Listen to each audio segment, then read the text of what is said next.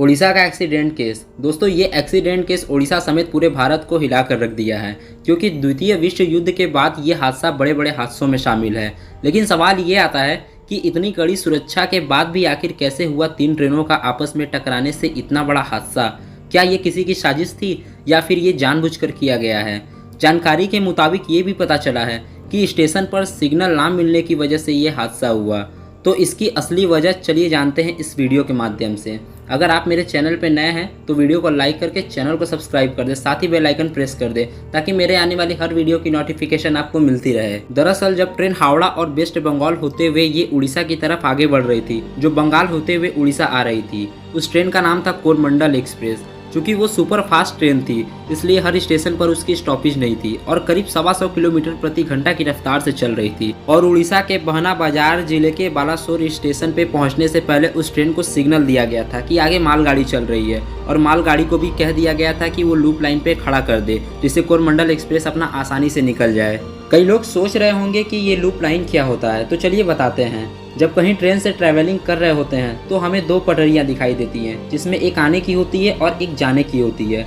लेकिन कहीं कहीं हमें 3 या 4 पटरियां भी नज़र आती हैं। एक आने वाली पटरी और एक जाने वाली पटरी को छोड़कर बकिया दोनों पटरियां भी इन पटरियों से अटैच रहती हैं। एक ट्रिगर पॉइंट द्वारा उसी को घुमा देने से ट्रेन एक्स्ट्रा पटरियों पर जाके खड़ी हो जाती है और अपने मेन लाइन पर भी आ जाती है। उसी को लूप लाइन कहते हैं। यही हुआ कोरमंडल एक्सप्रेस और आगे चल रही मालगाड़ी के साथ। उसे सिग्नल दिया गया कि पीछे से कोरोमंडल एक्सप्रेस आ रही है, इसलिए मालगाड़ी को लूप लाइन पर लगाया जाए। और वहाँ का कोई साइड इंचार्ज था, उसी ने मेन लाइन से लूप लाइन की तरफ बैरिकेटेड ट्रिगर को घुमाया और मालगाड़ी लूप लाइन पे चली गई। लेकिन जब मेन लाइन से जोड़ा गया जिस पर मालगाड़ी आ रही थी, वो मेन लाइन से जुड़ नहीं पाया और उधर कोरोमंडल एक्सप्रेस अपनी 125 से 150 किलोमीटर प्रति घंटा की रफ्तार के साथ पिछला स्टेशन छोड़कर बालासोर स्टेशन, जो कि उड़ीसा में मौजूद है, वो उसी की तरफ बढ़ रही थी।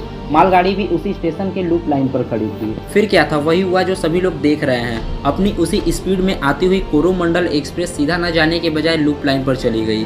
लूप लाइन पर जाने के बाद पटरी सीधा हुई, यानी जिस दिशा में पटरी को एक्चुअल में होना चाहिए था वो उस दिशा में चली गई। लेकिन थोड़ी सी चूक हो गई और ट्रेन की दिशा घूमने के बाद तब पटरी सीधी हो गई।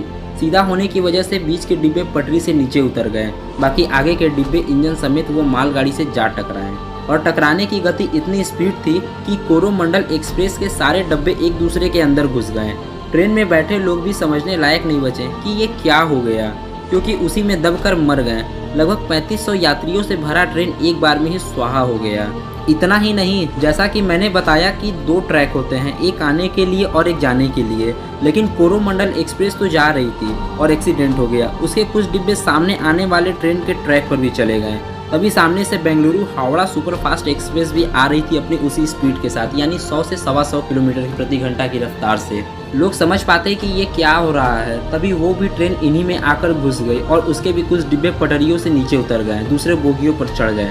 इतना के बावजूद भी लोग नहीं समझ पाए कि ये क्या हुआ और कैसे हुआ। कोरोमंडल एक्सप्रेस में आगे बैठे सभी यात्री लगभग मर चुके थे। आगे की 2 बोगी जनरल थी, बीच में रिजर्वेशन और स्लीपर बोगी थी। बीच के बोगियों में भी मरने वालों की संख्या बढ़ रही थी। जो स्लीपर में सो कर जा रहे थे अब वो जिंदगी भर के लिए सो गए। और पीछे वाली बोगी भी रिजर्वेशन थी। लास्ट में 2 बोगी जनरल थी। उन लोगों को भी काफ़ी चोट आया, लेकिन उसमें कई सारे लोग सही सलामत बच गए।